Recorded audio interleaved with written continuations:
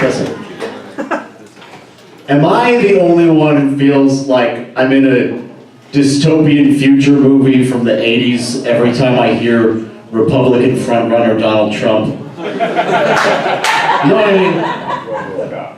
That would be like on a news report in the background. Like, that's shitty expositional dialogue to establish how messed up the future is.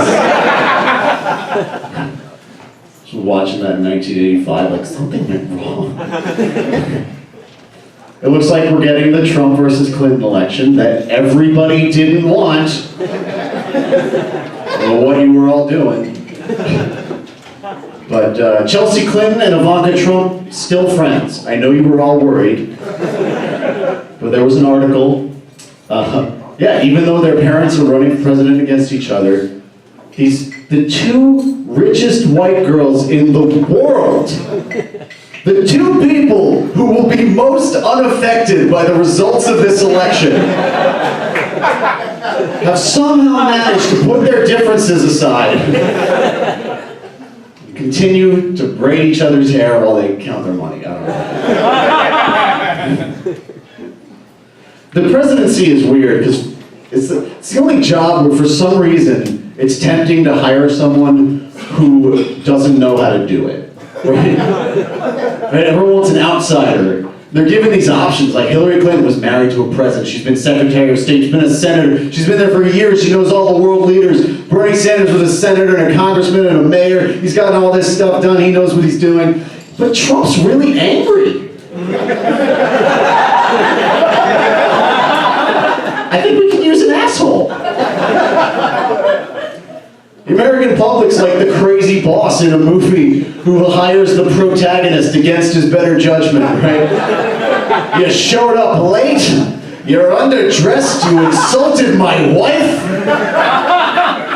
but I like your style. Be here first thing Monday morning. And then they never ask what time. They would say first thing, and they're like 7, 8.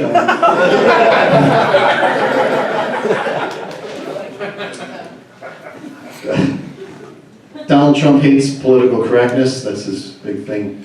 Political correctness, also known as like being cool to people. It's amazing though, Black Lives Matter has become a big issue in this campaign.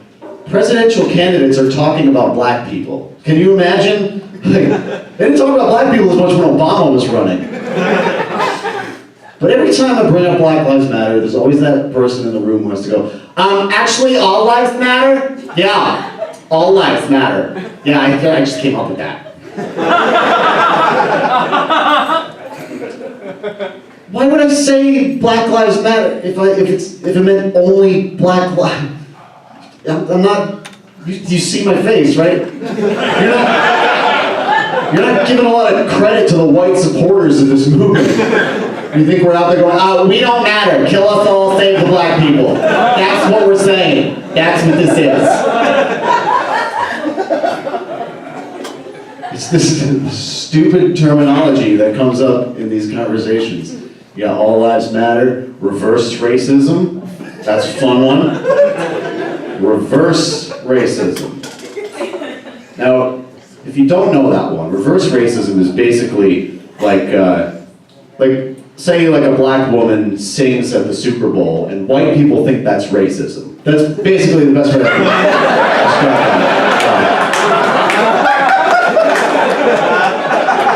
Hypothetical. But the thing about reverse racism is, even if there was this racism against white people you think is there, doesn't the term reverse racism imply that if you're racist against white people, you're using racism wrong? Your racism's all backwards. You took a beautiful thing like racism, you twisted it all up, you made racism ugly. It's all reversed. You know, my generation likes to think we're so much more progressive than our parents' generation. And we are, but I know there's stuff I'm prejudiced about now that I don't even realize. And in 20 years, my kid's gonna be like, what do you mean you didn't go to the same schools as Dolphins? Come on. We just didn't grow up in the same communities as those animals. What do you mean, those animals? So backwards, Dad. And his friend's gonna be like, ee. I'm like, I know Peter, it's culture. I don't have to tell you. Peter's a dolphin. My kid's gonna have play dates with dolphins. I'm gonna have to learn to accept it, you know? I have to like talk to his dolphin parents in the kitchen. So, what do you do? Oh, beach ball, that sounds fun. Thank you guys, I'm Joe Messina, have a good night.